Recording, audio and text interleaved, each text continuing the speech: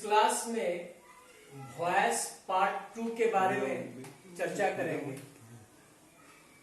Part 2 में सबसे पहले मॉडल ऑक्सिलरी का पैसिव। तो मॉडल ऑक्सिलरी वर्ब जो है, जैसे शैल है, विल है, शुड है, वुड है, कैन है, कुड है, मे है, माइट है, ये सब मॉडल ऑक्सिलरी है। तो पहला रूल याद रखना कि मॉडल में सिर्फ बी लगा करके, मॉडल में सिर्फ बी लगाकर पैसिव बनाया जाता है, पहला रूल। दूसरा रूल है, मॉडल में यदि हैव लगा हुआ हो, जैसे should have, can have, could have, may have, might have, तो हैव रहने पर सिर्फ बीन लगा करके पैसिव बनाया जाता है। यही दो रूल है। एग्जाम्पल देखो, जैसे he should help us, should आपका मॉडल, तो पहले ऑब्जेक्ट को सब्जेक्ट बनाएंगे, तो अस को सब्जेक्ट बनाए तो वी हो गया, शुड आ गया, शुड के पैसिव में बी जोड़ दिए। पैसिव वॉइस में वर्ब के रूप में, पैसिव वॉइस में वर्ब हमेशा तीसरा रूप में, उसके बाद बाई आया, सब्जेक्ट ही है तो ही का ऑब्जेक्ट हिम हो गया। दूसरा देखिए, Rahul must have learned English. देखिए मॉडल में इसमें हैव लगा हुआ है, तो हैव रहने पर क्या लगा करके पैसिव, बीन लगा करके, ठीक है। तो इसके पैसिव में क्या हो जाएगा, आप बोलिए इसके पैसिव में क्या होगा। पहले किसको लाएंगे, इंग्लिश को, इंग्लिश आ गया सब्जेक्ट के रूप में, मस्ट हैव है तो मस्ट हैव बीन हो गया, लर्न तीसरा रूप में, उसके बाद बाय राहुल। नाम यदि जो भी रहे उसको उसी रूप में लिख देना है। अगर ही रहेगा तो हिम, यहां राहुल सब्जेक्ट के रूप में था, यहां बाय के बाद राहुल ऑब्जेक्ट के रूप में आ गया। अब देखेंगे अगला है verb plus object plus preposition plus other word. जैसे I invited him, invited verb हो गया, हिम ऑब्जेक्ट हो गया। अब प्रीपोजिशन क्या आ गया, टू प्लस अदर वर्ड हो गया टी। तो इसमें क्या करना, पहले ऑब्जेक्ट को लाइए सब्जेक्ट के रूप में, तो हिम को लाए तो क्या हो गया, ही। पास्ट इनफिनिट में है तो पास्ट इनफिनिट के पैसिव में हेल्पिंग वर्ब वाज गया, तो ही के अनुसार वाज। इनवाइट का यहाँ पर किसा रूप, इनवाइटेड। इसी भीतरी के साथ जो फालतू शब्द आया टू टी, उसको साथ में जोड़ देना है, तो इनवाइटेड टू टी, तब बाय लगा करके सब्जेक्ट को ऑब्जेक्ट के रूप में लाएंगे। तो आई सब्जेक्ट है तो ऑब्जेक्ट के रूप में लाए तो क्या हुआ, मी हो गया। एक बार फिर से समझ लीजिए, verb plus object plus preposition के बाद अदर वर्ड रहे तो बनाते वक्त ऑब्जेक्ट को पहले सब्जेक्ट बनाएंगे, पास्ट इनफिनिट में है तो वाज वेयर आया, वर्ब का तीसरा रूप आया।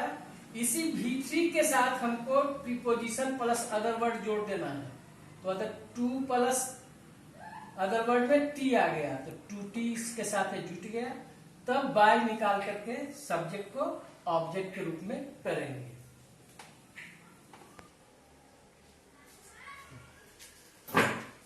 इसके बाद डबल ऑब्जेक्ट का पैसिव।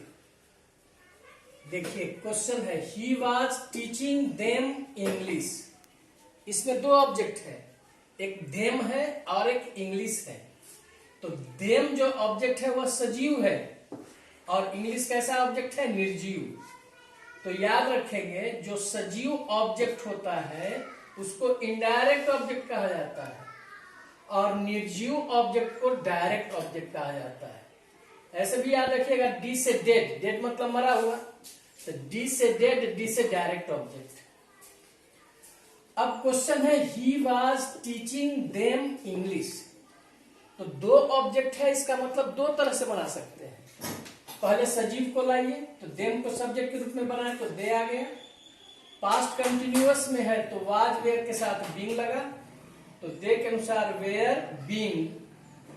टीच का तीसरा रूप हो गया टॉट। अब इसके साथ जो निर्जीव ऑब्जेक्ट है साथ में जोड़ देंगे, तब उसके बाद बाय, सब्जेक्ट आपका ही है तो हिम आ जाएगा।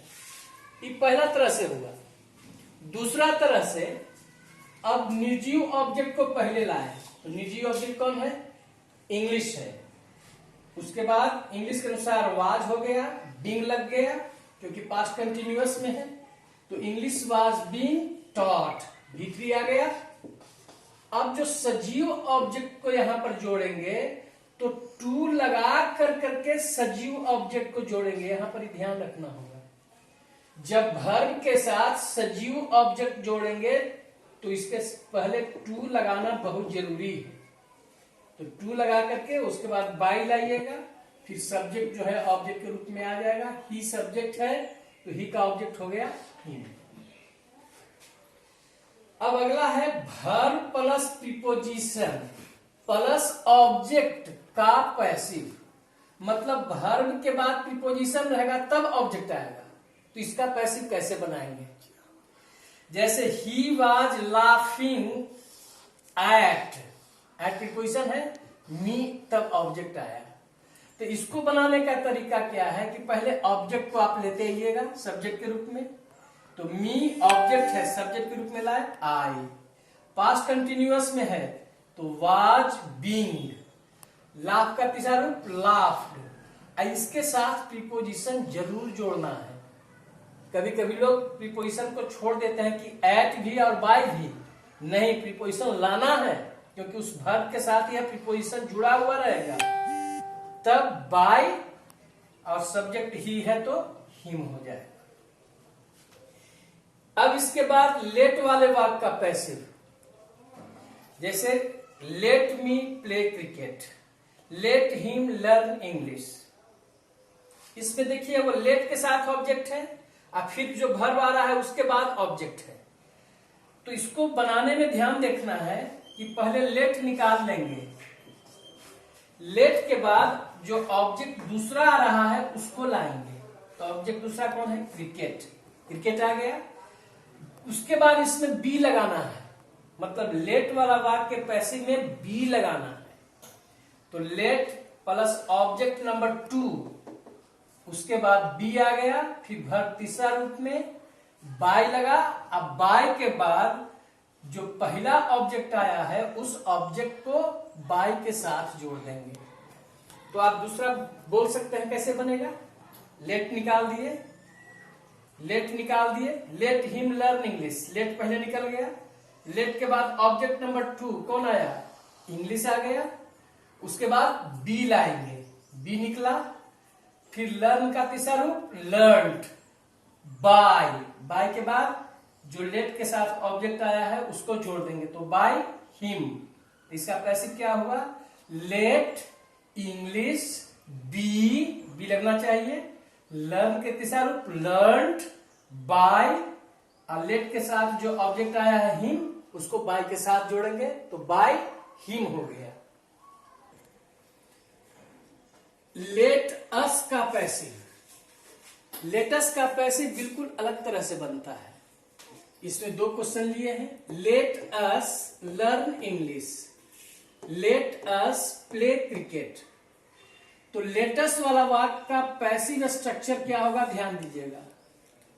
पहले जोड़िएगा इट इज सजेस्टेड दैट, पहले लाना है। पहले क्या लाना है? It is suggested that plus जो अस है उसको सब्जेक्ट के रूप में लाएंगे तो क्या हो जाएगा? वी। और लेट को शुड में बदल देना है। जो शुड आया है ये लेट के जगह पर आया है, तो अस को किस में चेंज किया? सब्जेक्ट के रूप में वी, और लेट को अस, और उसके बाद वर्ब पहला रूप में जुड़ जाएगा प्लस अदर वर्ड। यही तरीका है बनाने का लेटस का पैसिव। तो पहला क्वेश्चन है लेट अस लर्न इंग्लिश, तो सबसे पहले निकाले क्या? इट इज सजेस्टेड दैट, पहले निकल जाएगा। इसके बाद अस को सब्जेक्ट बनाए तो क्या हुआ? वी। लेट को चेंज किया किसमें? शुड। उसके बाद जोड़ दिया V1 plus other word learn English. तो दूसरा का बोलिए कैसे बनेगा? लेटस प्ले क्रिकेट, तो सबसे पहले क्या लाएंगे? इट इज सजेस्टेड दैट, अब लेटस को किस पे चेंज कर देंगे, अस को निकालेंगे पहले तो वी आएगा, और लेट को शुड, तो वी शुड प्ले क्रिकेट। ये लेटस का पैसिव था। इसके बाद यह क्वेश्चन जो है सो बराबर 12 में पूछता है, subject plus verb plus object, उसके बाद V4 मतलब वर्ब में ING प्लस अदर वर्ड का पैसिव।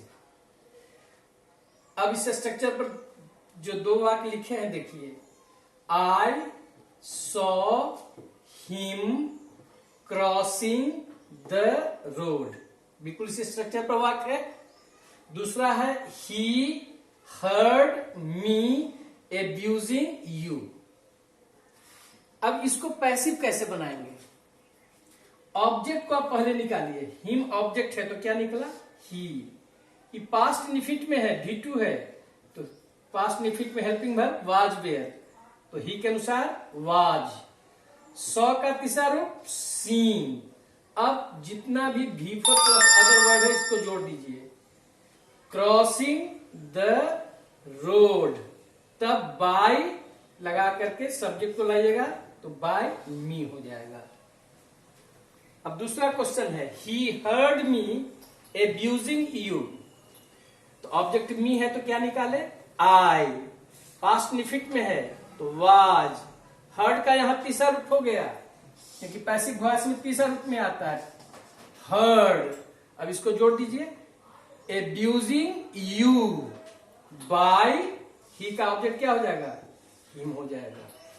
इसको बनाने का तरीका क्या हुआ, ऑब्जेक्ट पहले निकाले जिस टेंस में है हेल्पिंग वर्ब, वर्ब का तीसरा रूप, और तीसरा रूप के बाद जो भी V4 प्लस अदर वर्ड आया है उसको जोड़ देंगे, तब अंतिम में बाय लगा करके सब्जेक्ट को ऑब्जेक्ट के रूप में लाएंगे। इसके बाद अब देखेंगे subject plus verb plus object plus V1 plus other word का पैसिव। इसके पहले हम यहाँ पर V4 लाए थे, अब इस V4 के जगह पर यहाँ पर V1 हो गया है, बाकी सब वही है। तो V1 रहने पर देखिए example, I saw him play cricket, he heard me sing a song. तो क्या करेंगे, ऑब्जेक्ट जो है उसको पहले सब्जेक्ट के रूप में ले आएंगे, तो हिम ऑब्जेक्ट है तो सब्जेक्ट बनाए तो ही हो गया। पास्ट इंडिफिनिट में है V2 है, पास्ट इंडिफिनिट में तो helping verb was were. Saw का तीसरा रूप हो गया सीन, और इसमें टू लगा के वर्ब को जोड़ना है, यही ध्यान देना है। जब V1 रहेगा तो यहाँ पर टू लगा करके उस वर्ब को जोड़ देंगे, to play cricket by, I subject है तो आई का क्या हो जाएगा मी हो जाएगा। उस तरह से दूसरा बना सकते हैं, मी को लाइए सब्जेक्ट के रूप में, तो आई आ गया, पास्ट निफिट में ही है, पास्ट निफिट में है तो वाज वेयर, तो आई के अनुसार वाज। हियर का तीसरा रूप heard, to sing a song by, by he subject है तो ऑब्जेक्ट हो गया हिम। ये दोनों में अंतर याद रखेंगे, यही स्ट्रक्चर है। यहाँ पर पहले V4 से बताए थे, अब V1 जब आया तो V1 आने पर उसमें क्या किया, 2 प्लस V1 जोड़ दिया। अगला है ऑर्डर वाले वाक्य का पैसिव। तो ऑर्डर वाला वाक्य का पैसिव जब बनाइएगा तो उसका स्ट्रक्चर पहले याद रखिए, let plus object plus be. अगर ऑर्डर वाला वाक्य में मनाही है तो नॉट बी प्लस V3। अब क्वेश्चन देखिए, ब्रिंग ए चेयर, एक कुर्सी ला, ऑर्डर है। डोंट डिस्टर्ब हिम, मनाही वाला वाक्य हो गया। मनाही वाला वाक्य रहने पर बी के जो पहले है नॉट लगाएंगे। तो देखिए कैसे बनाएंगे, पहले क्या लाना है, लेट, लेट आ गया। लेट के बाद ऑब्जेक्ट, तो ऑब्जेक्ट कौन है इसमें, ए चेयर, तो ए चेयर आ गया। उसके बाद बी लगाएंगे, बी आया, और वर्ब का तीसरा रूप, तो ब्रिंग का तीसरा रूप ब्रॉट हो गया। अब मनाही वाला वाक्य में देखें, ऑर्डर में अगर मनाही है तो लेट पहले निकल गया, लेट प्लस ऑब्जेक्ट आपका कौन है, हिम, तो ऑब्जेक्ट के रूप में लिया है, हिम ऑब्जेक्ट हो गया। अब मनाही वाला वाक्य है तो क्या लिखेंगे, not be. Not be disturb verb है इसमें, तो डिस्टर्ब वर्ब है तो डिस्टर्ब का तीसरा रूप क्या हो जाएगा, डिस्टर्ब्ड हो जाएगा, ये V3 हो गया। तो ऑर्डर वाला वाक्य का पैसिव बनाने का तरीका क्या है, पहले लेट निकालिएगा, उसके बाद ऑब्जेक्ट प्लस बी। अब मनाही वाला वाक्य डोंट लग करके आवेगा, मनाही वाला वाक्य होगा तो नॉट बी प्लस V3। तो इस तरह से ऑर्डर वाला वाक्य का पैसिव इस तरह से बनाते हैं। रिक्वेस्ट वाले वाक्य का पैसिव अब देखेंगे। एग्जाम्पल लिए हैं, please help me, please don't smoke here, kindly help my brother. तो रिक्वेस्ट वाले वाक्य का पहचान क्या है, या तो उसमें वाक्य में प्लीज लगा हुआ रहेगा चाहे काइंडली लगा हुआ रहेगा। तो ऐसे वाक्य को पैसिव में बनाने के लिए स्ट्रक्चर याद रखिएगा कि प्लीज या काइंडली के जगह पर लिखिएगा यू आर रिक्वेस्टेड। पहला काम हो गया।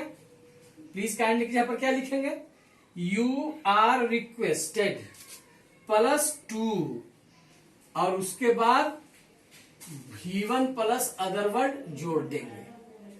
लेकिन रिक्वेस्ट वाला वाक्य में यदि डोंट मनाही वाला वाक्य रहेगा तब 2 के जगह पर लिखिएगा not two plus V1 plus other word. मनाही वाला वाक्य रहने का मतलब कि हमको नॉट जोड़ना है, तो नॉट कहाँ जोड़ना है, जब 2 आ रहा है उसके ठीक पहले जोड़ना है। ये ध्यान रखना है कि 2 के पहले नॉट जुटना चाहिए। तो बनाते हैं इसको, प्लीज के हटा कर क्या लिखे, यू आर रिक्वेस्टेड प्लस 2 और उसके बाद बाकी जोड़ दीजिए, help me. Please don't smoke here, तो पहले क्या लिखेंगे, यू आर रिक्वेस्टेड। अब डोंट लगा हुआ है तो क्या लिखेंगे, not to, V1 plus other word जोड़ देंगे, स्मोक हियर। अब इसको आप बताइए कैसे बनाएंगे। काइंडली हटा दिए तो उसके जगह पर क्या लिखेंगे, यू आर रिक्वेस्टेड, काइंडली की जगह पर आ गया। उसके बाद 2 और 2 के बाद इसको जोड़ देना है, हेल्प माई ब्रदर। तो रिक्वेस्ट वाले वाक्य में आपको ध्यान रखना कि या तो प्लीज या काइंडली लगा हुआ रहेगा और उसको हटा करके क्या लिखना है, यू आर रिक्वेस्टेड प्लस 2। यदि मनाही वाला वाक्य रहे डोंट लगा हुआ रहे तो क्या लिखेंगे, नॉट टू, उसके बाद V1 प्लस अदर वर्ड को हम जोड़ देंगे। अब देखिए एडवाइस वाले वाक्य का पैसिव। एडवाइस सलाह देते हैं, help the poor, help the blind, learn English. तो इस तरह के वाक्य को हम जो एडवाइस वाले वाक्य आते हैं उसका पैसिव कैसे बनाएंगे, तो पहले एग्जाम्पल देख लें। हेल्प द पुअर, गरीबों की मदद करो, सलाह दे रहा है। Don't waste your time, advice वाला वाक्य में मनाही वाला वाक्य भी ला सकता है, तो मनाही वाला वाक्य में जरूर याद रखिएगा सभी वाक्य में डोंट जरूर लगा हुआ रहेगा।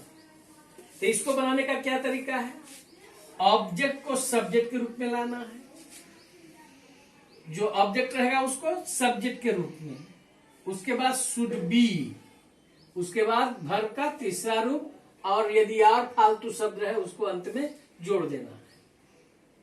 यदि मनाही वाला वाक्य रहेगा डोंट वेस्ट योर टाइम, तो शुड बी को ही निगेटिव बना देंगे, तो क्या हो जाएगा, should not be. Should be का निगेटिव क्या हो जाएगा, शुड नॉट बी, बाकी सब ऐसे ही है। तो इसको बनाया जाए, हेल्प द पुअर, तो पहले ऑब्जेक्ट को सब्जेक्ट बनाइए। तो ऑब्जेक्ट कौन है, द पुअर, इसको सब्जेक्ट बनाए, द पुअर। उसके बाद क्या लिखना, शुड बी, शुड बी। अब हेल्प का तीसरा रूप हेल्प्ड। दूसरा क्वेश्चन देखिए, डोंट वेस्ट योर टाइम, तो इसको कैसे बनाएंगे, ऑब्जेक्ट को सब्जेक्ट के रूप में लाइए, कौन आ गया, योर टाइम। यहां योर टाइम ऑब्जेक्ट है, यहां इसको किस रूप में लाया, सब्जेक्ट के रूप में लाया। योर टाइम मनाही वाला वाक्य है, तो शुड बी का निगेटिव क्या हो जाएगा, शुड नॉट बी, और वेस्ट का तीसरा रूप लिखिएगा वेस्टेड। तो इस तरह से एडवाइस वाले वाक्य का पैसिव समझ में आया कि उसमें क्या करना है, ऑब्जेक्ट को सब्जेक्ट के रूप में लाइएगा पहले, उसके बाद शुड बी, यदि मनाही वाला वाक्य रहे तो शुड नॉट बी, अब वर्ब का तीसरा रूप, यदि इसमें और फालतू शब्द रहे तो उसको अंत में जोड़ दीजिएगा। इस तरह से एडवाइस वाले वाक्य का पैसिव समाप्त होता है।